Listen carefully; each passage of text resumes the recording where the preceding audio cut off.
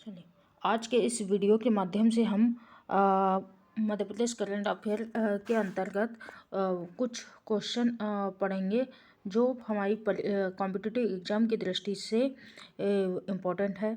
सबसे पहले क्वेश्चन है कि भारत का पहला ई कचरा क्लिनिक यानी ई वेस्टेज क्लिनिक का उद्घाटन मध्य प्रदेश में कहाँ किया गया है। क्वेश्चन पूछा गया है कि भारत का पहला, यदि यह भारत का पहला है तो मध्य प्रदेश का भी ऑब्वियसली पहला ही होगा। और भारत का पहला ई कचरा क्लिनिक का उद्घाटन मध्य प्रदेश में कहाँ किया गया है। यह किया गया भोपाल में। कब किया गया है? 24 जनवरी 2020 को भोपाल में किया गया है। याद रहेगा, इसमें भारत का पहला ई कचरा क्लिनिक का उद्घाटन कहाँ किया गया है? भोपाल में 24 जनवरी 2020 को। अगला क्वेश्चन हम पढ़ते हैं कि जनवरी 2020 को कृषि और किसान कल्याण मंत्रालय के द्वारा, जनवरी 2020 में कौन से मंत्रालय के द्वारा? कृषि और किसान कल्याण मंत्रालय के द्वारा राज्यवार बागवानी उत्पादन आंकड़ों के अनुसार 2018-19 में सब्जी के उत्पादन में मध्य प्रदेश जो है तीसरे स्थान पर और फल उत्पादन में मध्य प्रदेश 5वें स्थान पर रहा है। ये रिपोर्ट कब जारी की गई है? राज्यवार सूची जारी की गई है कृषि और किसान कल्याण मंत्रालय के द्वारा जनवरी 2020 में। इन्होंने आंकड़े लिए थे 2018-19 के। इसमें सब्जी उत्पादन के मामले में मध्य प्रदेश का तीसरा स्थान लगा है और फल उत्पादन में मध्य प्रदेश का 5वां स्थान मिला है। अब आते हैं हम तीसरे क्वेश्चन पे, करंट अफेयर के तीसरे क्वेश्चन पे। तीसरा क्वेश्चन है, मध्य प्रदेश गायों की स्वदेशी नस्ल को सुधारने के लिए किए जाने वाले कृत्रिम गर्भाधान के मामले में देश में दूसरे स्थान पे है। मध्य प्रदेश का स्थान कौन सा है? कृत्रिम गर्भाधान में गायों की जो स्थानीय स्वदेशी नस्ल है उसको सुधारने के लिए कृत्रिम गर्भाधान के मामले में मध्य प्रदेश का स्थान दूसरा है और पहला है पूरे भारत में। तेलंगाना पहले स्थान पर है। ठीक है, आगे हम चौथा क्वेश्चन लेते हैं करंट अफेयर का ही। चौथे क्वेश्चन के अंतर्गत दिया है कि इंदौर स्थित होलकर स्टेडियम में किसने उत्तर प्रदेश के खिलाफ रणजी ट्रॉफी के अपने डेब्यू मैच के पहले ही ओवर में हैट्रिक ली है और ऐसा करने वाले वे भारत के पहले और दुनिया के दूसरे गेंदबाज बन गए हैं। देखो, इसमें कितने सारे चीज़ें कवर हो रही है। पहली चीज़ तो इंदौर जो है, इंदौर में होलकर स्टेडियम, कई बार एग्जाम में पूछ लिया जाता है कि होलकर स्टेडियम कहाँ है? इंदौर में। दूसरा क्वेश्चन है कि उत्तर प्रदेश के खिलाफ मैच हुआ था मध्य प्रदेश और उत्तर प्रदेश के बीच में, और उत्तर प्रदेश के खिलाफ रणजी ट्रॉफी के अपने डेब्यू मैच के पहले ही ओवर में हैट्रिक ली है और पहले ही ओवर में हैट्रिक लेने वाले भारत के पहले और दुनिया के दूसरे नंबर के गेंदबाज बन गए हैं। इस व्यक्ति का नाम है, मतलब इस क्रिकेटर का नाम है रवि यादव। रवि यादव आगरा यूपी के निवासी है और इन्होंने ये जो रणजी ट्रॉफी है उसमें मध्य प्रदेश की ओर से खेला था।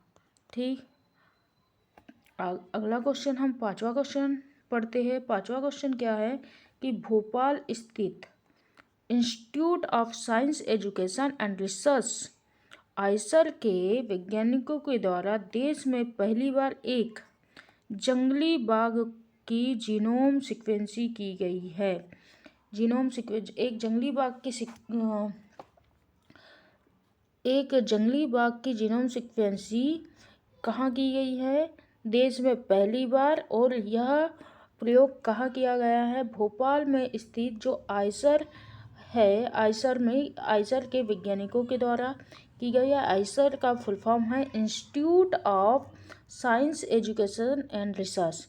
अब हम नॉलेज के लिए समझ लेते हैं कि जीनोम सीक्वेंसिंग होती क्या है। जीनोम यानी किसी जीव में मौजूद आनुवांशिक तत्व।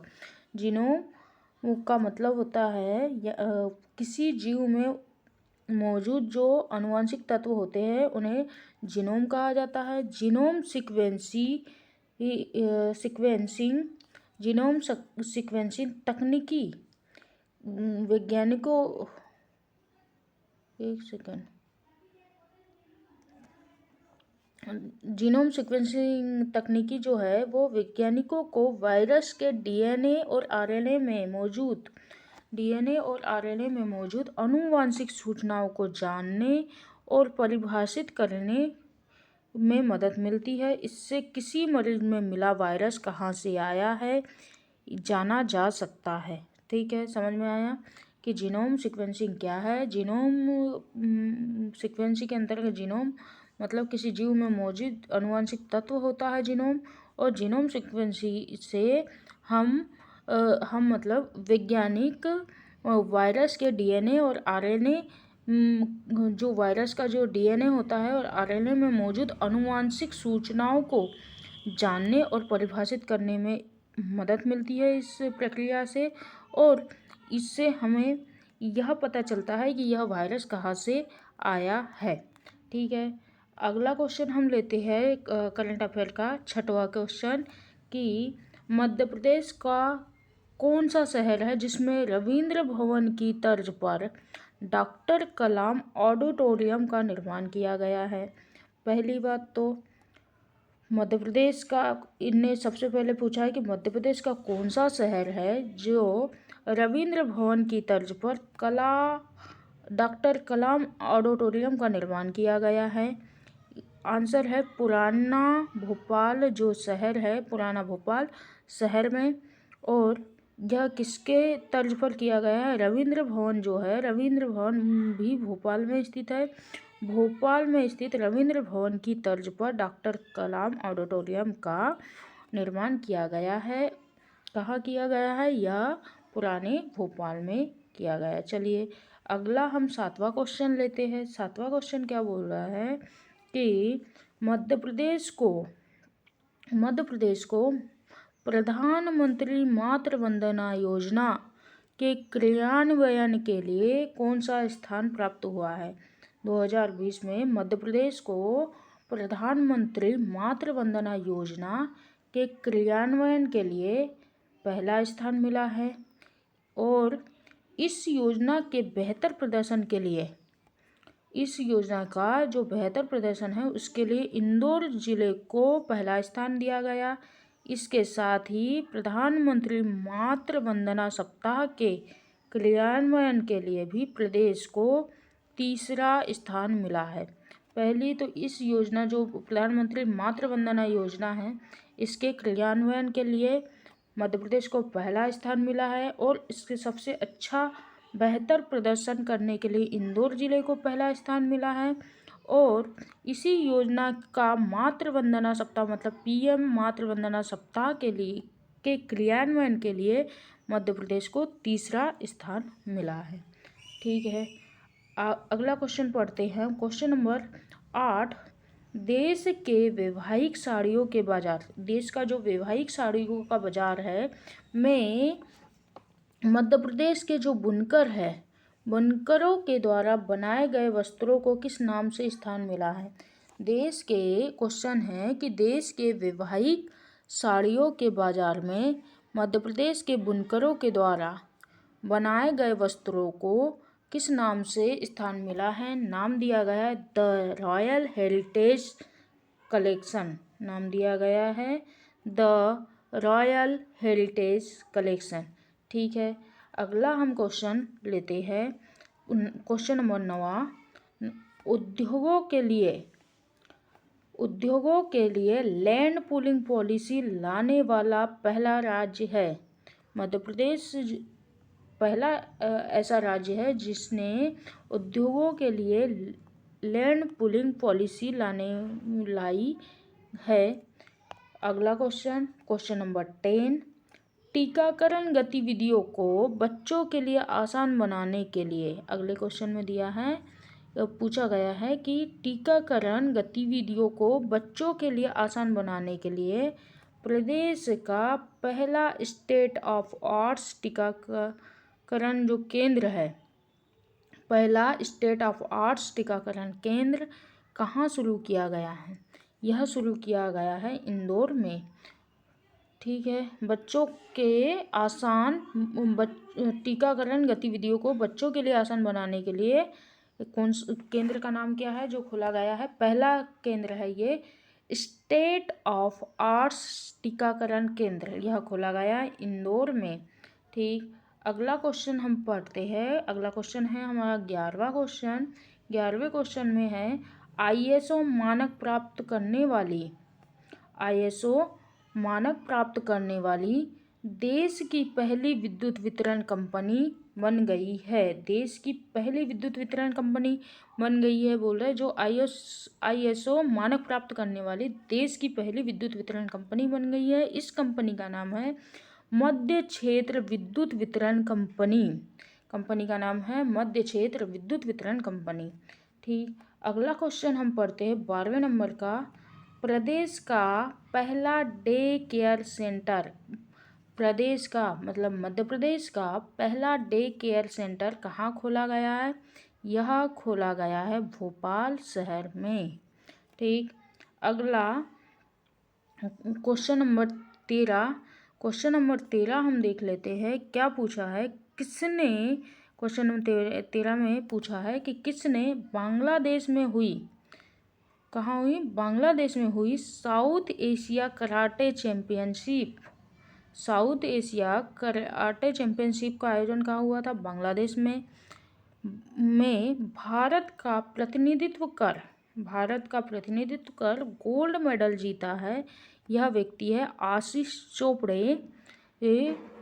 आशीष चोपड़े ये बिलोंग करते हैं बैतूल जिला मध्य प्रदेश से। ठीक है, क्वेश्चन क्या था? बांग्लादेश में आयोजित हुई है साउथ एशिया कराटे चैंपियन में भारत का प्रतिनिधित्व किया और गोल्ड मेडल जीता है। इनका नाम है आशीष चोपड़े, ये है बैतूल जिले के निवासी। ठीक है, मध्य प्रदेश के बैतूल जिले के निवासी। अगला हम क्वेश्चन पढ़ते हैं, क्वेश्चन नंबर 14। 14 क्वेश्चन पे में पूछा गया है मध्य प्रदेश के भोपाल की, ये निवासी है मध्य प्रदेश के भोपाल की रिया जैन को राष्ट्रपति रामनाथ कोविंद ने 22 जनवरी 2020 को राष्ट्रपति भवन में बाल शक्ति पुरस्कार 2020 से सम्मानित किया गया है। उन्हें यह सम्मान किस श्रेणी में दिया गया है? यह क्वेश्चन है। पहली चीज, इन्हें दिया गया है कला एवं संस्कृति की श्रेणी में। ठीक है, हम इस क्वेश्चन को पढ़ लेते हैं अच्छे से कि पहली चीज़ तो पूछा जा सकता है कि रिया जैन कहाँ के निवासी है? मध्य प्रदेश के किस शहर के निवासी है? भोपाल की है। और इन्हें किस क्षेत्र में दिया गया है सम्मान? कला एवं संस्कृति के क्षेत्र में। कौन सा पुरस्कार दिया गया? बाल शक्ति पुरस्कार 2020 से नवाजा गया है। ठीक, कब दिया गया है? 22 जनवरी 2020 को दिया गया है। किसके द्वारा दिया गया है? देश के राष्ट्रपति रामनाथ कोविंद के द्वारा राष्ट्रपति भवन में दिया गया है। ठीक है, आगे अगला क्वेश्चन हम पढ़ते हैं, क्वेश्चन नंबर 15। क्वेश्चन नंबर 15 भी बहुत एग्जाम की दृष्टि से बहुत इम्पोर्टेंट है। क्वेश्चन नंबर 15, अनुसूचित जाति अनुसूचित जनजाति मतलब अनुसूचित जाति जनजाति के लिए आरक्षण जो व्यवस्था है वह 10 साल, अगले 10 साल आगे बढ़ाने वाले संविधान के 126वें संशोधन विधेयक का अनुसमर्थन करने वाले प्रस्ताव को मध्य प्रदेश की जो विधानसभा ने है उसने किस तारीख को सर्वसम्मति से पारित किया गया है, यह पूछा गया है। तो आंसर आता है 17 जनवरी 2020 को। ठीक है, अब समझ लेते हैं इसको।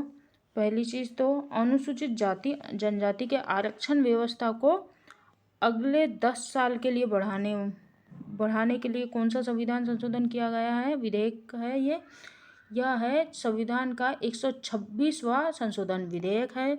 और मध्य प्रदेश की जो विधानसभा है उसके द्वारा सर्वसम्मति से पारित किया गया है 17 जनवरी 2020 को। 17 जनवरी 2020 को मध्य प्रदेश में मुख्यमंत्री कौन थे, श्री कमलनाथ।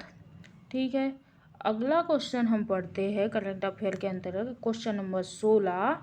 मध्य प्रदेश सरकार के द्वारा प्रदेश का सबसे बड़ा सोलर पार्क, मध्य प्रदेश सरकार के द्वारा प्रदेश का सबसे बड़ा सोलर पार्क शाजापुर, आगरमालवा और नीमच जिला का क्लस्टर में स्थापित किया जा रहा है। कहाँ किया जा रहा है? मध्य प्रदेश का सबसे बड़ा सोलर पार्क आगरमालवा, शाजापुर और नीमच जिला क्लस्टर में स्थापित किया जा रहा है। और यह जो पार्क है, सोलर पार्क, यह प्लांट है षड्यंत्र, यह प्रदेश में रीवा षड्यंत्र के बाद दूसरा सबसे बड़ा सौर ऊर्जा षड्यंत्र होगा। ठीक है, मध्य प्रदेश का सबसे बड़ा सोलर पार्क या सोलर प्लांट कौन सा है? सबसे बड़ा रीवा है। और इसके बाद रीवा षड्यंत्र के बाद शाजापुर, आगरमालवा, नीमच जिला क्लस्टर में जो सोलर पार्क बनाया जा रहा है वह मध्य प्रदेश का दूसरा सबसे बड़ा सौर ऊर्जा संयंत्र बन जाएगा। चलिए अगला क्वेश्चन हम देखते हैं, क्वेश्चन नंबर 17। क्वेश्चन नंबर 17 में पूछा गया है कि प्रदेश का पहला एयर कार्गो टर्मिनल कहाँ शुरू किया जाएगा। प्रदेश का यानी कि मध्य प्रदेश का पहला एयर कार्गो टर्मिनल कहाँ शुरू किया जाएगा? आंसर है भोपाल में। ठीक, अगला क्वेश्चन हम पढ़ते हैं, question number 18। Wild life trust of India के अनुसार, wild life trust of India के अनुसार मध्य प्रदेश की चंबल नदी में अति संकटग्रस्त प्राणियों में आने वाले घड़ियालों की संख्या, कुल संख्या कितनी है अभी वर्तमान में घड़ियालों की चंबल नदी में? 1255 के मामले में दुनिया में यह कौन से नंबर पे है? Wild life trust of India की जो रिपोर्ट है उसके अनुसार जो चंबल नदी में पाए जाने वाले घड़ियालों की संख्या 1255 है। और इस 1255 के साथ यह दुनिया में पहले नंबर पर है कि इस दुनिया में मामले में दुनिया में पहले नंबर पर है। ठीक है, यानी कि दुनिया में किसी भी नदी में या कहीं पर भी चंबल नदी में जितने 1255 घड़ियाल है उतने दुनिया में कहीं भी नहीं है एक साथ। ठीक, आगे हम कहते क्वेश्चन नंबर 19 देखते हैं। क्वेश्चन नंबर 19 में देश की सबसे बड़ी तोप, पहली चीज भारत देश की सबसे बड़ी तोप, नाम है इसका सारंग, का मध्य प्रदेश के किस जिले में एक और सफल परीक्षण किया गया? यह सफल परीक्षण किया गया जबलपुर में। ठीक है, सबसे पहली बात यह है कि ये देश की सबसे बड़ी तोप है और सबसे बड़ी तोप का नाम है सारंग और इसका एक और बार मतलब दूसरी बार सफल परीक्षण किया गया मध्य प्रदेश के जबलपुर में। चलिए इस आज के करंट अफेयर का हम लास्ट, आज के नहीं मतलब कि 2020 का करंट अफेयर कवर कर रहे हैं हम इसमें। तो आज के इस लेक्चर का हमारा लास्ट क्वेश्चन है क्वेश्चन नंबर 20। धार जिले के सुप्रसिद्ध पर्यटन स्थल, धार जिले का सुप्रसिद्ध पर्यटन स्थल कौन सा है? माधवगढ़। माधवगढ़ में स्वर्गीय जमुना देवी तितली पार्क बनाया जा रहा है। यह जमुना देवी कौन थी? क्वेश्चन पूछा गया है कि जमुना देवी कौन थी? जमुना देवी जो थी पूर्व विपक्ष नेता थी और यह इनका जन्म स्थल था धार जिला। ठीक है, क्या हो रहा है? धार जिले का सुप्रसिद्ध पर्यटन स्थल कौन सा है? मांडवगढ़। और मांडवगढ़ में ही जमुना देवी तितली पार्क बनाया जा रहा है। और जमुना देवी जो थी पूर्व विपक्ष की नेता थी जिनका जन्म स्थल धार जिला था। ठीक है, ओके। चलिए, इसके आगे वाले मध्य प्रदेश के करंट अफेयर के क्वेश्चन हैं वह हम अगले लेक्चर में कवर करेंगे। तो आज के लेक्चर में बस इतना ही। ओके।